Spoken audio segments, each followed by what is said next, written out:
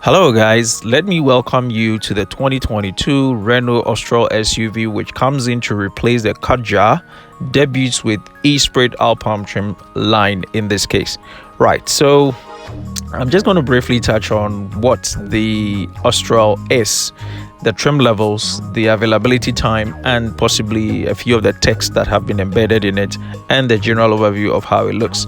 So just bear with me, we're going to do this briefly, and I'll start by saying again that this is a replacement for the Kadjar, and it debuts a new sporty e-trim Alpine, Esprit Alpine trim level, which will come to add to the Renault lineup.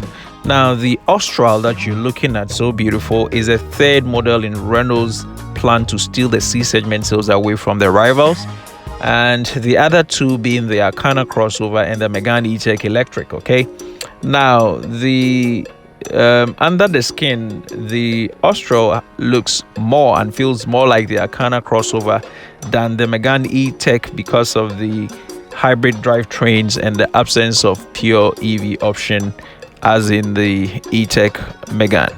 Now, riding on the Renault Nissan Alliance third generation CMF-CD platform, I'm sure you guys are aware of that. The Austral is a two-row offer which offers seating for 5 wrapped in a muscular outer shell, as you're looking at, whose most intriguing feature is the hood that looks like it's been caved in, but that's all we'll say. It's still got some great looks because the basic 17-inch wheels is great with an option for 20 inches. If that still sounds yesteryear, let's talk about a little bit of the interior, which at least looks right on trend thanks to the combination of the 12.3-inch digital gauge pack. Again, you get a 12.0-inch vertical console touchscreen. Yes, that one, and 9.3-inch heads-up display, which gives a great combination for the interior. The information system has built-in Google and can also be alternated for a bespoke Harman Kardon hi-fi system. Okay, now, despite the lack of the physical drive shaft running from front to rear, Renault has opted to create a large console separating the driver from the passenger.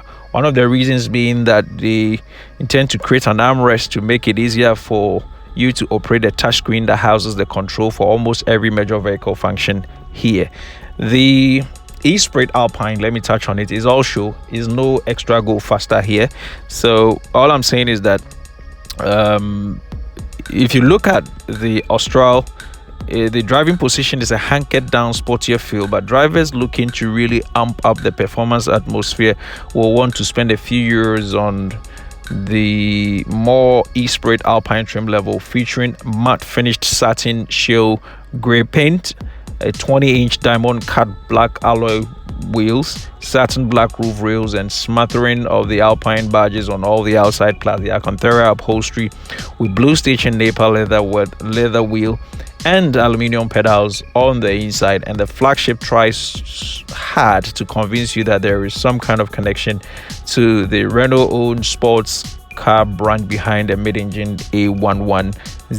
Okay, so to enlighten you on that, there is no connection. Esprit Alpine is simply Renault's equivalent to Mercedes AMG line and VW R-Line trims, and adds nothing tangible to the way of performance or handling upgrades, which doesn't mean that they all drive alike. Okay, the reason I'm saying they all don't drive alike is because the conventional front wheel steering and the torsional rear beam makes it makes the more expensive models drive a little bit different, with multi-link rear end and 4-wheel steering that gives a city car like this 33.1 feet, that's about 10.1 meters turning circle for such a bulky SUV. Now, both chassis types are front wheel drive only, and though there are 3 powertrains to choose from, none makes more than 200 horsepower, which is a bit confusing, but we'll take it. Now, the base engine is an older style mild hybrid setup consisting of a 1.3 liter 4-cylinder petrol engine mated to a 12-volt lithium ion battery, and that doles out 138 horsepower when ordered with a manual transmission and 158 horsepower when optioned as automatic, and coughs out 136 GKM of CO2. So if you're looking at your emission standards, that's one. Now, the second option, the mild hybrid advanced engine that sits in the rank further up the ladder, is newer and greener, okay, and is, Renault says, a genuine alternative to diesel engines, which is rapidly falling out of favor in Europe. So this is a 1.2 liter triple bodied up with a 48 volt lithium ion battery. It makes 128 horsepower and emits 123 in terms of emission. And then you get to enjoy the fully hybrid, but there is no plug-in hybrid EV here. Okay, so the fully hybrid, the meanest and the cleanest of the lot, is the E-Tech full hybrid powertrain. Again, started with a 1.2 liter 3-cylinder petrol engine. Renault added one electric motor to drive the car, plus a high voltage starter alternator to start the combustion motor and charge the battery. It's available with either 158 horsepower or 197 horsepower, and Renault says the Austral E-Tech ability to spend 80% of its time on city roads in full electric mode means it consumes 40% less fuel than conventional ICE crossovers and nets 105 GKM rating for emission standards. Okay, now the downside of all that we're looking at this beautiful Austral is that beyond the initial costs, its trunk space is a problem. The mild hybrid Austral offers 17.7 cubic feet, which is about 500 liters of trunk space.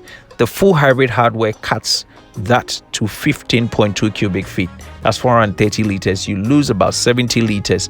As for how much extra the full hybrid will cost, we have to wait and see.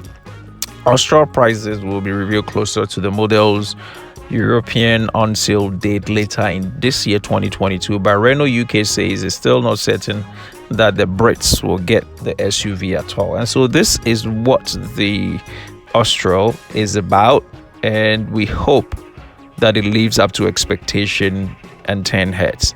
But it looks bulky, it looks great. I love it. I don't know about you. Whatever you think of it, just put in the comment section. We'd like to know.